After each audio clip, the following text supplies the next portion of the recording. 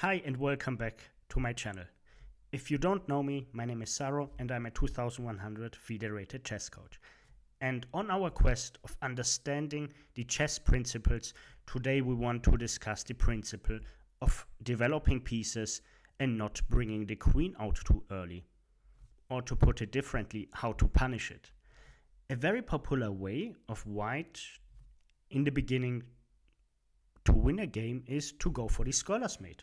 So white opens with e4, e5, and there are various move orders like bishop to c4 first, but the clever move order here is queen to h5 in my opinion, because it immediately attacks this pawn on e5, while with the other move order, with bishop to c4, knight to f6 will control the h5 square and the queen will not be able to be developed there. But now let's come back to our main topic, how to punish the scholar's mate. So queen h5, targeting the pawn on e5. White wants to take there because he can win material and give a check. So moves like g6 are very bad because g6, for example, not only loses the pawn, but also the rook on h8. This you don't want to have. So let's go back. Another very popular mistake here is knight to f6. The queen captures on e5 and white just won a pawn. Let's say queen to e7, then we exchange queens, and later on we, with white, just play knight to c3 and we are one central pawn up, have more space. White is much better. Black is already fighting to survive. Not very pleasant. So knight to c6 is the natural move. You develop a piece and you defend the attacked pawn. Let's make this red, and this we make green. So queen attacks, knight defends. And now comes bishop to c4, targeting f7.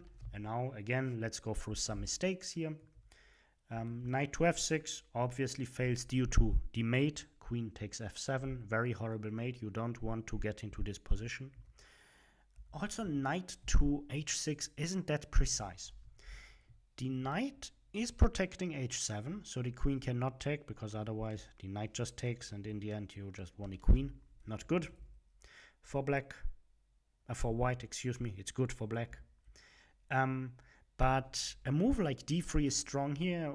You're threatening to eliminate, or the white player is threatening to eliminate this knight on h6, which is covering the very important f7 square. However, black can continue with g6, and then white sets up another threat because now the knight is attacked. So the idea of white is to take the knight on h6 first and then checkmate.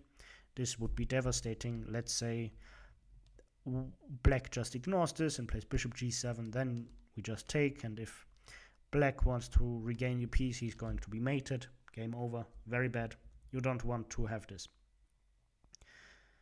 And even if you manage to survive this position, let's say by means of knight to d4, then queen has to go to d1 to protect this square.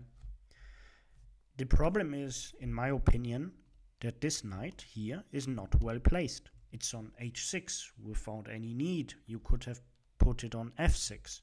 But how? How? We will look at this right now. So instead of knight to h6, the right move here is g6. We avoid this mate and we play g6. So it looks a little bit less natural because we already have these diagonals and these squares for the bishop. Now we get also this and this. So doesn't really look necessary. However, it is justified because white was just threatening mate. So queen to f3. And now, very important, this is the last trap here. White is still threatening mate. Knight to f6. If you fail to do so, let's say d6, which I've also seen, then just queen takes d5 and game over. Queen takes f7, sorry, and game over. So this doesn't work either. So of course, knight to f6, and now there are no mating attacks. And as you can see, the queen on f3 occupies the natural square of the knight on g1. And additionally, black has developed two pieces already, two minor pieces, let's make them green, and white has only developed the bishop to c4. So therefore white must already pay attention in order not to get into a too bad position. So a natural continuation would be knight to e2, bishop g7, knight c3, castle, castle.